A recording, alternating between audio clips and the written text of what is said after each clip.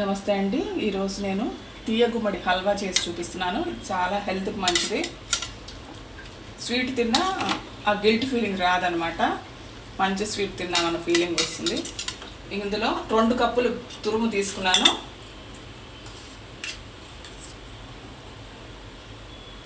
రెండు స్పూన్ల నెయ్యి వేసుకొని దీన్ని వేయించేసుకుందాము. బాగా వేగిపోయిందండి. నేను 5 నిమిషాల పాటు సన్న మంట మీద వేపుకున్నాను. మంచి వాసన వస్తుంది, మనకు తెలిసిపోతుంది.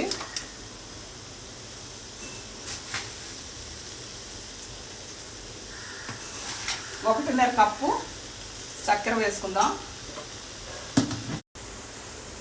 ఒక 2-3 యాలకుల గింజలు,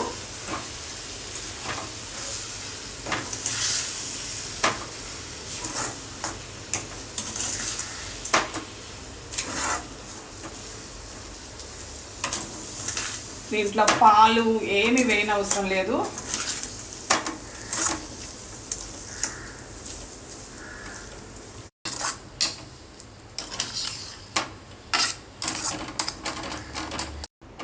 పంచదార కరిగి నీరుగా అయింది. ఇది కొంచెం మళ్ళీ చిక్కపడేదాకా ఉడికించుకుందాము.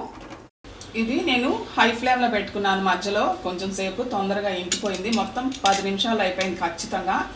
మీరు కూడా చూసి ఎంజాయ్ చేయండి. ఇప్పుడు నేను సర్వింగ్ డిష్లో తీసుకుంటాను.